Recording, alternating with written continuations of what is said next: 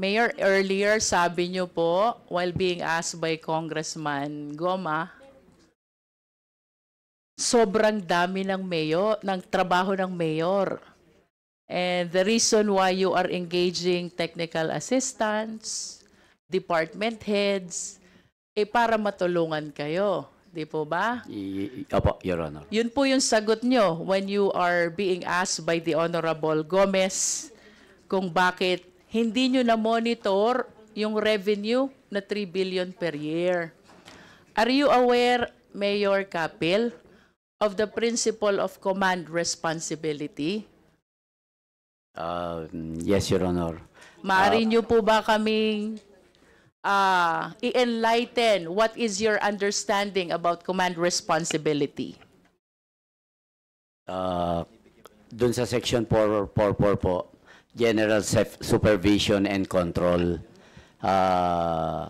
Ang ibig po sabihin, may general supervision ako as mayor. The department head naman, technical supervision po sila. Sila talaga ang nakakaalam po kung yung trabaho nila, halimbawa kung sa assessment, sila po talaga ang may alam ng assessment. Sa engineering, kaya nag-hire po tayo ng mga engineers kasi sila po talaga ang may alam naman sa engineering, Your Honor. And in addition to that, Mayor, you have to understand that for the acts and omissions committed by your subordinates, that includes your department heads, you are responsible for being their superior. Kung ito po'y one time lang, kung ito po'y 3 months lang, kung ito po'y 1 taon lang, baka nga po, sa dami ng trabaho ng mayor, hindi nyo na monitor.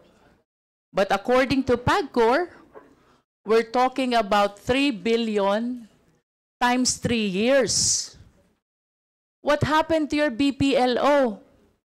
You have the power to inspect. Why did you not even ask for the income tax return of the corporation as well as the director sitting therein? Pagkalaki po nung gusali na iyon, it did not even raise any doubt. How come naka-zero gross revenue ito? Your Honor, actually nung naupo po ako, talagang yung bayan namin parang walang sistema. That's why nagkaroon po kami ng reorganization. We're putting, nasa process po kami ng reorganization. We're putting right people at the right job. Mayor, I remember you manifested that you started assuming in 2019. Is that correct? Yes, Your Honor. And the Lucky South started operating as POGO in 2021. Meaning 2021. 2020. You mean to say, Mayor, from 2019 to 2020, hindi mo pa naayos yung payment system? And are you not prompted by the ideas of how to increase the revenue of your LGU? Kasi if you are, you will become very, very conscious of the business establishments operating in your municipality. Especially kung may napakalaking building, itong establishment na ito, it should have raised doubt or even curiosity. Sino ba ito? Ano bang meron dito? Kanina sabi niyo po, malaki ang building pero walang right of way, naka-zero income. Parang it's quite hard to understand, Mayor, kung bakit hindi mo na-unfold, hindi mo na-discover unless it was done intentionally. Itong 3 billion na revenue times 3 years, Mayor. With due respect, Your Honor,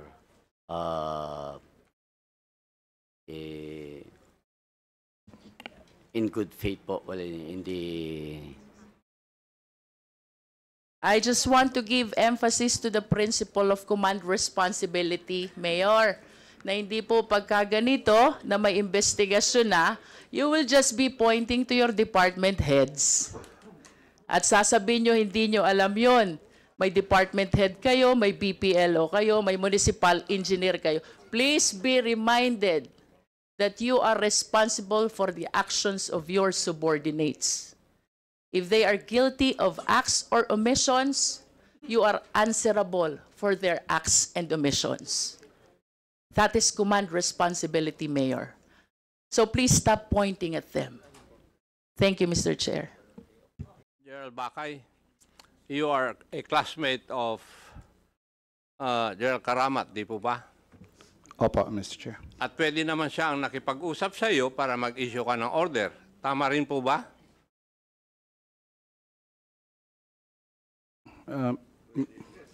May I ask again for the question, Mr. Chair? Ang tinatanong ko lang, mag-classmate po kayo. Sinagot mo, oo. O pwede kayong mag-classmate, mag-usap. Pwedeng mag-request si Gerald Karamat sa iyo, paki-transfer mo nga itong si Colonel Buyakaw or whoever he is. Di po ba? Pwede yun?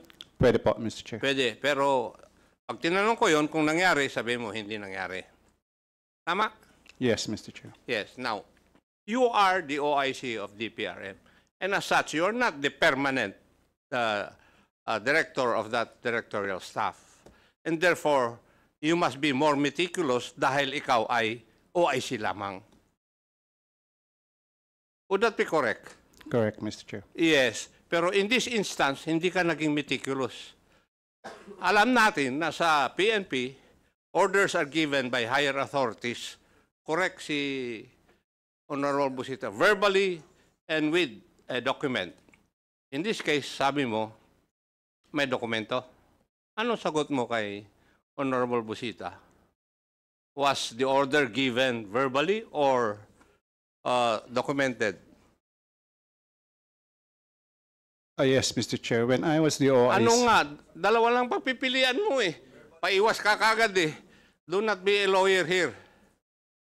Alam kong abogado ka eh.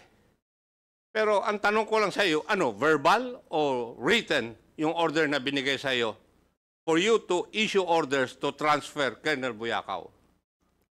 The order did not came from... I did not receive any order, Mr. Chair. Why did you sign it?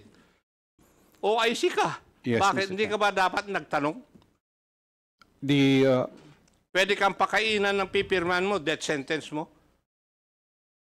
Yes, Mr. Chair. I am... Turo sa kwanyan, di ba? Sa law school. Yes, Mr. Chair. Before you sign or implement anything, mag-imbestiga ka muna kung totoo. And you failed to do that? Yes, Mr. Chair. Yes. Believe din ako sa'yo, pinagtatakbang mo yung boss mo eh. Sino ba chief PNP nun? The current Chief PNP now, Mr. Chair. Yung current, General Romel Marbil, Mr. Chair. si General Marbil. O, pinagtatakpan mo. Ako naman, no? At tagal natin sa serbisyo, pinagbubulan mo pa ako. Thank you, Mr. Chair.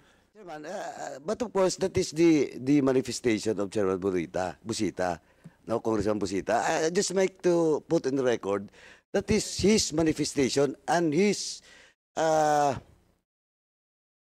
conclusion with regards to what really happened. But it does not conclude that indeed, di ba, General Karamat never, as asked by Chairman Akop, never talked to his mista. Di ba? Not just because there is a document not coming from General Karamat. Indeed, General Karamat and General Bakay never talked to each other. Di ba? Mas ang ano dito, the presence of that person in which sabi ni General Bakay kanina, prepares the document. And ako nga, sabi ko nga, you're the OIC, you're the most highest ranking official in that office. You just signed the document from your staff. Oh, sino yung staff na yon? Di ba?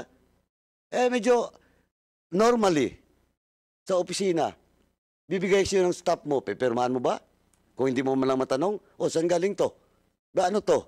Or, ang pinaka-the best is, you read it. Just make sure that the document, sabi nga ni Chairman Akop, hindi ka ililibing ng dokumentong yun. Diba? Kaya, it is not conclusive, Mr. Chairman. At the same time, ako, para sa akin, we should produce that person. Kasi, eto ngayon, Chairman, when Chairman Akop, who was then the PNP chief, General Bakay mentioned about now that the PNP chief Marbel. To be fair with the PNP chief, he is not here. And now we will conclude that it's the PNP chief who orders the staff for General Bakay to sign. No, Mr. Chair. That's why what I'm saying is we have to produce that person that was mentioned by General Bakay as the head of the, what do you call this, publishing? Publication. Oh, we have to produce that person. Or else, I still have doubt that Bakay and Karamat talk to each other, bilang mista, nag-usap, arbor. Or, now the PNP chief is being drugged. The name of the PNP chief, Marbel, is being drugged in this investigation because of the statement of and the answer of General Bakay to the query of Chairman Akop. I think that's unfair. General Bakay, there are only 4 officers above you. Di po ba? TCDS, huwag kang bubulong-bulong dyan, Karamat.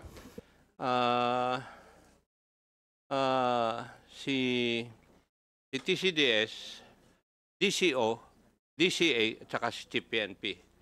Sino kaya doon sa 4 na yun na nagbigay ng order? Sabi mo, hindi ikaw ang binigyan ng order. Siguro yung staff mo ang binigyan ng order.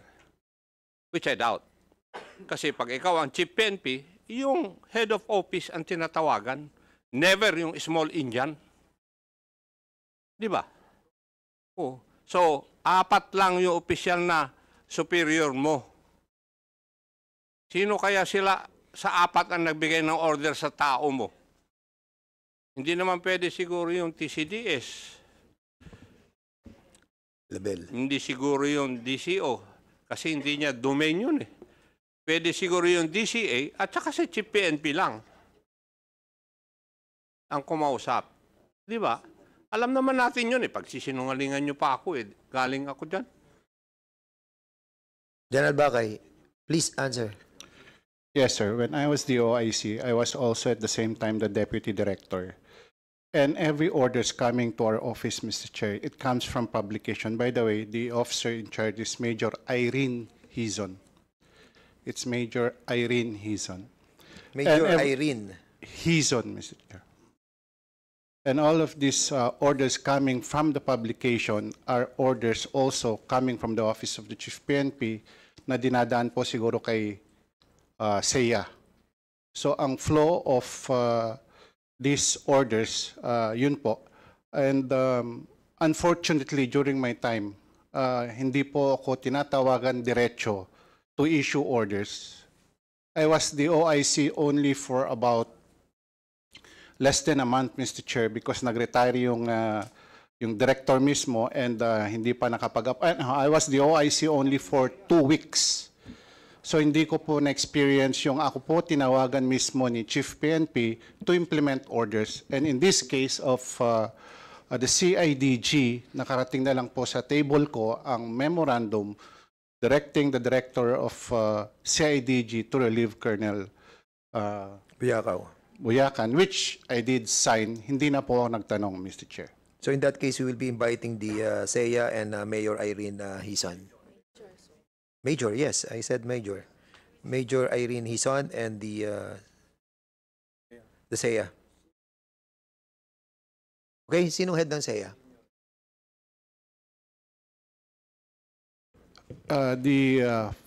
Na-relieve na rin po kasi siya, but the SEA that time was Brigadier General Chris de la Cruz of General Marbella. Brigadier General Yes, Mr. Chair.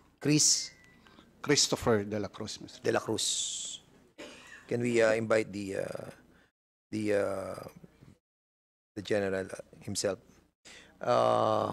Mr. Chair, to continue. Sige, go ahead. General Bakay, sir. Si Colonel Buyakaw, after na ma-terminate sa kanyang post, binigyan po ba siya ng assignment?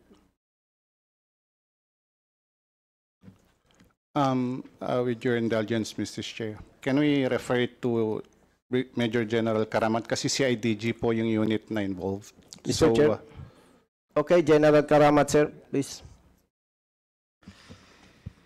What again, Congressman Busita? Itinatanong po natin, Mr. Chair, kung after na ma-relieve si Colonel Boyacao, binigyan po ba siya ng assignment?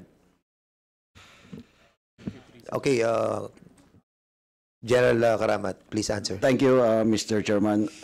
General Boyacao was temporarily placed at Admin Holding Center at the CIDG habang naghahanap pa ng mababakanting position para sa kanya. But yung sinabi nila na he was transferred sa Mindanao at saka yung mga kasama niya, there's no truth to that information. Actually, General Boyacao was at present is the regional chief of CIDG Region 3. Siguro yun yung wisdom ng ang mga command group natin, mga leaders natin, para ilagay doon para matutukan talaga itong pugo na dating inoperate niya sa Region 3. So I could not question the wisdom of the Chief PNP, bakit na-relieve si General Boyacao, pero nakita ko yun pala yung wisdom niya. Mr. Chair, i-clarify ko lang, nirelieve si, is it Colonel or General? Colonel Boyacao, sir. Yes. I stand corrected, sir. Gusto ko lang ma-clarify, General Karamat, sir, na-relieve si Colonel Boyacao, nilagay sa Admin Holding Center. In other words, floating status. Then, currently, siya ngayon ang Regional Chief ng CIDG Region 3. Tama po ba? Correct po, Your Honor. Kailan po siya inilagay doon? It was not my time already, sir, but Colonel Boyacao conducted the raid on, I think, February, and he was relieved March. I conducted the raid at Bamban around March, and he was relieved after 1 month. After 1 month. For the information of this committee, General Boyacao was relieved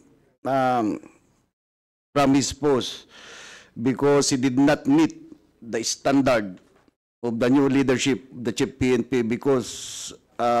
General Karamat, sir, excuse po. Yes, sir. Ang pinag-uusapan po dito, yung immediate relief ni Colonel Boyacao, na hindi nga alam ni General Bakay eh. Nagperma lang siya eh. Kaya, with all due respect, General Karamat, sir, wag niya po ninyong i-justify. And Mr. Chair, there are more than 10 police personnel na kasama na na-relieve or na-transfer sa iba't ibang assignments. So, ito po ba pinili nila, General Karamat, sir? You're correct, Your Honor. Actually, I have a document here signed by the President Director of the CIDG explaining or the evidence why all this personnel was relieved. It's either they requested to be relieved or to be reassigned to another unit. So, duly signed by the President Director of the CIDG, sir. So, I will submit this document to prove na itong mga kasama doon sa mga nag-raid ay hindi ni-relieve dahil doon sa pag-raid nila ng Pogo, Your Honor. General, can you kindly submit to this chairman that documents pertaining to the reason why they were relieved? Yes, Your Honor. For the information of the members of this committee.